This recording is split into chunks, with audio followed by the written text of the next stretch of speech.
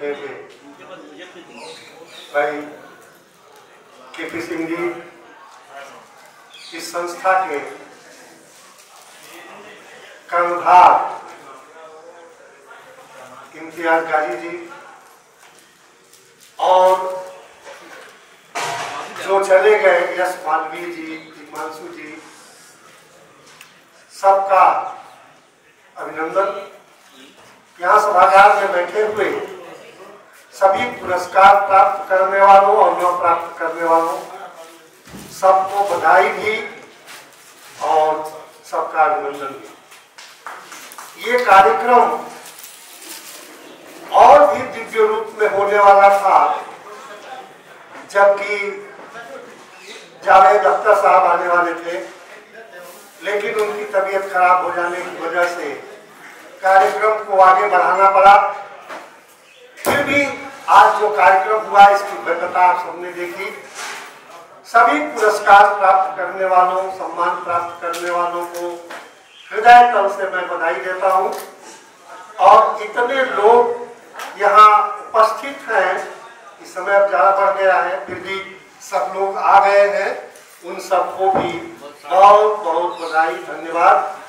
Team गुफ्तगू के सभी सदस्यों को जिन्होंने जी तोड़ मेहनत करके और इस कार्यक्रम को सफल बनाया, उनको भी मैं नमन करता हूँ। मैं जब आया देखा सब लोग अपने अपने काम में लगे थे, कोई कुछ कर रहा था, कोई कुछ कर रहा था। सहभागिता भी बहुत सराहनीय रही। और ऐसे में मैं एक अपने गीत की 4 पंक्तियां याद करता हूं। जब इस तरह का वातावरण देखता हूं तो जमाना है बुरा फिर भी यहाँ अच्छे भी मिलते हैं, है कांटों से भरे उपवन सुमन उनमें भी खिलते हैं, विरोधाभास इस दुनिया में चारों ओर है यारों, अमृत और विष हृदय के सिंधु से ही तो निकलते हैं। तो इस तरह का समागम जहां इतने अच्छे लोग उपस्थित हो, बहुत अधिक बोलने की आवश्यकता नहीं है, शायद इसके बाद भी कोई कार्यक्रम है। बहुत बहुत धन्यवाद। आप अभी कुछ समय पहले हमारे बीच हिमांशु धूलिया जी को लेके गए हैं जफर बख्श साहब। गुफ्तगू परिवार और हम सभी लोगों से उनका बहुत स्नेह रहा है। कई बार कार्यक्रम हम लोग पीछे, आप लोगों ने देखा होगा, पीछे एक हॉल है वहां भी करते हैं। आज उन्होंने ये प्रांगण हमें उपस्थित कराया है। हमसे कोई भी चार्ज नहीं लेते हैं और पूरी तरीके का सहयोग करते हैं। हमारे बीच चूंकि उन्हें हिमांशु धूलिया जी के साथ एक प्रेस कॉन्फ्रेंस में जाना था, हम उनका सम्मान नहीं कर सके, लेकिन सम्मान एक होता है कि हम उसको प्रेजेंट में कर पाते हैं और एक हृदय से करते हैं। कहीं ना कहीं हमारे हृदय के जो उद्गार हैं, हमारी भावनाएं हैं, वो उन्हें नमन करती हैं और उनके सहयोग को हम बहुत ही सम्मान कर ढंग से देखते हैं। आइए आज के इस कार्यक्रम के बारे में, क्योंकि ये पहले होना था लेकिन समय का कुछ ऐसी प्रतिबद्धता थी कि हम इसे बाद में कर रहे हैं। इम्तियाज अहमद गाजी साहब से आज के इस कार्यक्रम की रूपरेखा के बारे में और थोड़ा सा। इस कार्यक्रम में शामिल होने के लिए आप सभी का मैं तहे दिल से शुक्रिया अदा करता हूँ। थोड़ी सी वर्किंग डे होने की वजह से थोड़ी सी दिक्कत हो गई। आप समझ सकते हैं, अगर ये संडे होता तो शायद रविवार का दिन होता तो शायद इतना दिक्कत नहीं होती। उसके लिए अगर किसी को असुविधा हुई हो, उसके लिए मैं पूरी टीम से क्षमा प्रार्थी। कोशिश हमारी यही रहती है कि हम विभिन्न शहरों में रहने वाले लोग जो अच्छा साहित्य लिख रहे हैं, जो अच्छा खेल खेल रहे हैं, वकालत में जो अच्छा काम कर रहे हैं, उन लोगों को हम लोग साल में एक बार सम्मानित करते हैं। और ये सिलसिला 22वां साल ये सिलसिला चल रहा है। 22 साल से हम गुफ्तगू का ये सफर चला रहे हैं। आपका सहयोग, आपका स्नेह, आपकी डांट सब हमको स्वीकार है। जरूरी नहीं है कि हम जो कहते हैं वो 100% सही हो, ये पॉसिबल नहीं है। कोशिश ये होती है कि इस बार जो गलती हो अगले उसको ठीक की जाए। फिर भी हमारी टीम लगी रहती है, मैं अकेले कुछ नहीं करता, हमारी टीम मिलकर सारा काम करती है। हम लोग का पूरा सिस्टम है, पहले सबका एप्लीकेशन मंगाया जाता है, उसमें पूरी टीम बैठ के उस एप्लीकेशन में सेलेक्ट करती है। जिनका चयन रहता है हम उसको सम्मानित करते हैं। और इस सम्मानित करने का कोई शुल्क, कोई चार्ज किसी से नहीं लिया जाता। जैसे कि देश भर में ऐसा हो रहा है कि लोग पैसा लेकर सम्मानित करते, हम लोग सम्मानित करने वाले किसी व्यक्ति से 1 रुपया नहीं लेते। कोशिश ये रहती है कि अच्छे लोगों को सम्मानित करें ताकि उनकी हौसला अफजाई हो। और जिनको सम्मानित किया गया है उनसे मैं ये कहना चाहूंगा कि जब आप सम्मानित होते हैं तो आपके ऊपर नजर शक्ति होती है। तो आप सम्मानित होने के बाद इतना अच्छा लेखन करिए, इतना अच्छा कार्य करिए कि आपके कार्य पे, आपके लेखन पे ये सवाल ना उठे इनको तो कुछ नहीं आता, सम्मानित कर दिया गया। इसका ध्यान आपको रखना है। आपको सम्मान दिया गया तो आपके ऊपर बोझ बढ़ गया, अब आपको और बढ़िया करना है। हमसे जितना हो सकेगा हम करेंगे। हमारे बीच में जो आया है सबका हम स्वागत करते हैं। जिनका इस साल सिलेक्शन नहीं हुआ अगले साल आवेदन करें, कोशिश करेंगे कि अगले साल में। बहुत लोग इसलिए नाराज नहीं हो जाते हैं कि मेरा सिलेक्शन नहीं हो पाया। अगर आप सबका एप्लीकेशन लेकर बैठिए तब आपको समझ में आएगा। 200 एप्लीकेशन आया है, 5 लोगों को सिलेक्ट करना है तो 195 लोग तो नाराज हो गए ही। अब क्या करें कि कोई 5 ही आदमी आएगा ना। कोशिश ये होती है कि जो अच्छा कार्य कर रहे हैं उसको सम्मानित किया जाए। बहुत बहुत धन्यवाद। कि ख्वाहिशों पे अपनी कुछ पहरा भी होना चाहिए, 2 घड़ी के वास्ते तन्हा भी होना चाहिए, और जिनसे मिलकर मुश्किलें आसान सी लगने लगी, जिंदगी में दोस्त ही ऐसा भी होना चाहिए। एक ऐसा ही दोस्त, एक ऐसा ही रहबर, एक ऐसा ही हमारा साथी आदरणीय केपी सिंह साहब जो प्रयागराज के पूर्व पुलिस महानिरीक्षक रहे हैं। जितनी अच्छी प्रशासनिक सेवाएं थी उतना ही अच्छा व्यक्तित्व है, उतनी ही अच्छी ईश्वर ने आपको वाणी में ओज दिया। मैं बड़े ही सम्मान के साथ आपको मंच पर आमंत्रित करता हूं। अब मनमोहन सिंह तनहा की बात बोलना बहुत कठिन है, क्योंकि उनको तो इतने गीत और इतनी शायरी और इतने शेर याद हैं। लेकिन मैं यही कहूंगा कि जिस तरह से अफरा तफरी के इस कार्यक्रम में जिस तरह से उन्होंने मंच का संचालन किया वो निश्चित रूप से तारीफ के काबिल है। और धैर्य रखते हुए, जबकि जितने सम्मान देने वाले और सम्मान लेने वाले जल्दी जल्दी थे, जिस तरह से हो रहा था उस बीच में संचालन करना बहुत कठिन है। लेकिन जिस प्यार से और जिस संजीदगी से, जिस गंभीरता से मंच का संचालन मनमोहन सिंह जी ने किया और जिस गंभीरता से किया, उसके लिए मैं उनकी तारीफ करता हूँ।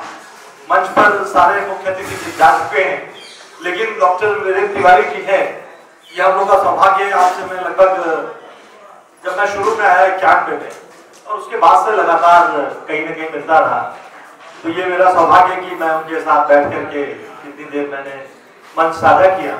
और ये देखिए एक अजीब संयोग हुआ कि पहले गुफ्तगू का यह कार्यक्रम बहुत बड़े स्तर पर बिशप जॉनसन कॉलेज में होने जा रहा था और इलाहाबाद में इसकी बहुत चर्चा थी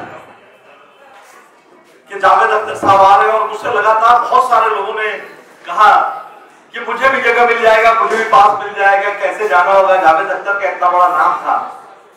और जब ये सूचना आई कि नहीं वो बीमार है तो बहुत मायूसी हुई, बहुत लोग हुए कि अरे कैसे हो गया और ये होगा भी कि नहीं होगा, कब वो ठीक होंगे और कब फिर उनका समय मिलेगा। मार्च के बाद होगा। मैंने भी एक बार पूछा इम्तियाज जी से, तो उन्होंने कहा कि क्या बताऊं, मेरा दुर्भाग्य कहूं या गुफ्तगू का दुर्भाग्य कहूं, ऐसा हो गया। लेकिन फिर भी उन्होंने हिम्मत नहीं छोड़ी और पूरी हिम्मत से फिर से तिग्मांशु धूलिया को बुलाया, जो कि बहुत बड़ा नाम है। क्योंकि तिग्मांशु धूलिया जी को इसलिए भी प्रयाग याद करता है, इलाहाबाद याद करता है कि उनका यहाँ पर पढ़ना लिखना, उनकी जड़ें यहाँ पर हैं। उनके भाई साहब सुप्रीम कोर्ट में हैं। तिग्मांशु जी यहीं से सेंट जोसेफ से पढ़े, यहीं रहे। इलाहाबाद यूनिवर्सिटी का एक फंक्शन था अभी पिछले साल, जब एलुमनी एसोसिएशन का फंक्शन था पूरा छात्र का, तो उसमें सबको अपनी यादें साझा करनी। तो संयोग से मैं भी वहां पर था इलाहाबाद विश्वविद्यालय के उस फंक्शन में।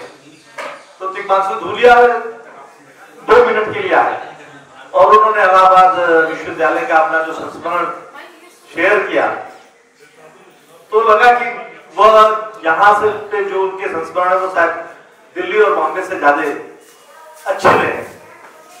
तो ऐसी प्रयाग की भूमि पर, ऐसे इलाहाबाद की भूमि पर हम लोग यहाँ पर मौजूद हैं। और देखिए, कोई भी आयोजन, मैं हमेशा कहता हूँ कि कोई भी काम शुरू करिए, ये सोचिए कि बहुत बड़े स्तर पर होगा और मैं बहुत अच्छा कर लूंगा और बहुत सारे लोग आ जाए, ऐसा शायद होता नहीं। जो सोचिए उसको करिए, शुरू करिए। इसलिए मैं गाजी को कहता हूँ कि बहुत इन्होंने निकाली कि इलाहाबाद के लोगों की इन्होंने एक पहला के बारे में थे, बहुत गंभीर लेखन नहीं था, लेकिन इन्होंने सोचा और उसे कर गुजरे और 2 उसकी सीरीज आ गई। मुझे बहुत सारे लोगों ने बनारस से पूछा कि क्या बनारस में काम नहीं हो सकता क्या? मैंने कहा क्यों नहीं हो सकता है। हर शहर का इतिहास तो है, हर शहर के महत्वपूर्ण स्थान है, महत्वपूर्ण मंदिर है, महत्वपूर्ण उनके मकबरे हैं, महत्वपूर्ण प्रतिष्ठान है, लेकिन उस शहर के महत्वपूर्ण कौन लोग हैं ये शायद पहली बार इसकी शुरुआत इम्तियाज ने। और ये परंपरा देख करके बहुत सारे शहरों से लोगों ने मुझसे पूछा कि क्या ऐसा काम नहीं हो सकता कि, क्योंकि कोई भी शहर अपने लोगों से भी जाना जाता है। ठीक है, शायद उनकी आयु प्रतिष्ठानों से, उनकी बिल्डिंगों से, उनके सांस्कृतिक पहचान से शायद उनकी आयु छोटी होती हो, लेकिन उनके कारनामे बिना वो शहर जिंदा नहीं रहता। तो लोगों के बारे में लिखना, अपने शहर को जिंदा रखना, ये एक बहुत बड़ा काम इम्तियाज कर रहे हैं। और आज मैं देख रहा था जिस तरह से सम्मान समारोह कर रहे थे, हो सकता है कोई पूछेगा अरे इसकी जरूरत क्या है और ये सम्मान किस लिए दे रहे हैं, क्या है, लेकिन अपने शहर के लोगों के प्रति जो उनके नाम से जो सम्मान किया जाता है।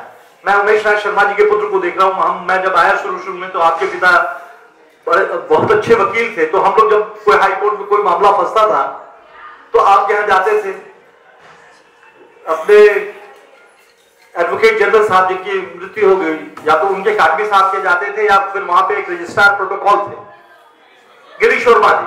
तो ये तीनों लोग को हम लोग जाते थे, लोग कहते परेशान क्यों, बैठो के देखता हूं कैसे क्या हो।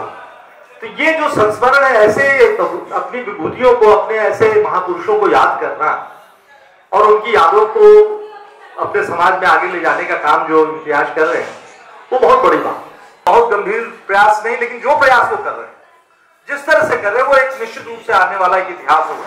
और जब लोग पलट के देखेंगे तो लगेगा कि इम्तियाज एक पतला दुबला नौजवान था, लेकिन उसने इतना काम कर दिया। तो ये इसीलिए मैं कह रहा हूं कि देखिए जो ये प्रयास कर रहे हैं, और गुफ्तगू की सारी टीम, बहुत बड़े नाम नहीं है, लेकिन जो लोग जुड़े हुए हैं लगातार, वो लोग कुछ ना कुछ करते रहते हैं। वर्ष में 2-3 आयोजन, कहीं ना कहीं कोई काम, कोई गोष्ठी। तो निश्चित रूप से जो सम्मान, जो कार्य आप कर रहे हैं, आने वाले समय में जब 10 साल बाद, 20 साल बाद मैं देखता हूं नामवर सिंह का इंटरव्यू, सारे बड़े जो साहित्यकार रहे हैं इस देश के, सबका कहीं ना कहीं गुफ्तगू से जुड़ाव है। शायद इलाहाबाद में ऐसी कोई पत्रिका, ऐसा कोई कार्य नहीं है। इनका यह जो प्रयास है, गुफ्तगू की टीम का पूरा प्रयास है, आने वाले समय में और ऊंचाई प्राप्त करे। बहुत बहुत धन्यवाद। जय हिंद। आंख से आंसू कोई दरिया निकालोगे, क्योंकि जिस पर इमारत है वही सरिया निकालोगे। क्योंकि जिस पर इमारत है वही सरिया निकालोगे। यूं ही तन्हाई में काटोगे सारी उम्र ये तन्हा, या उनसे बात करने का कोई जरिया निकालो जी।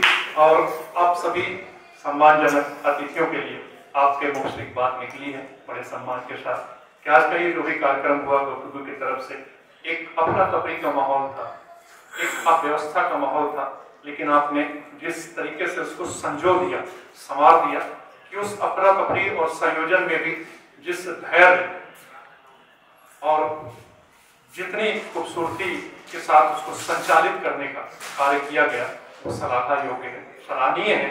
लेकिन मैं ये कहूंगा कि वो धैर्य आप सभी का, आप सभी ने उस संचालन, और वो थोड़ी सी अफरा तफरी इसलिए थी कि हमारे अतिथि महोदय को आज का जो हमें उनका आतिथ्य मिला था, वो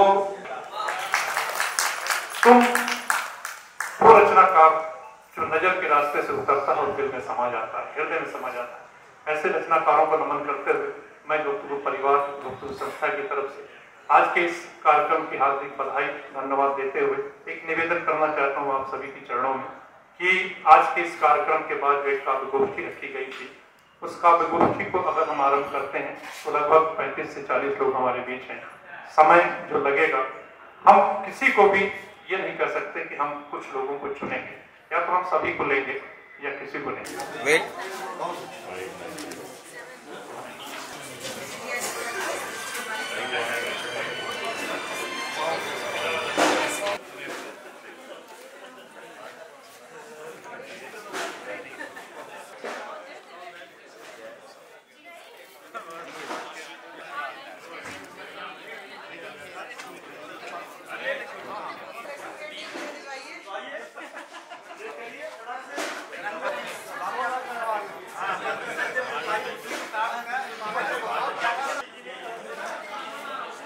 सामने देखिए।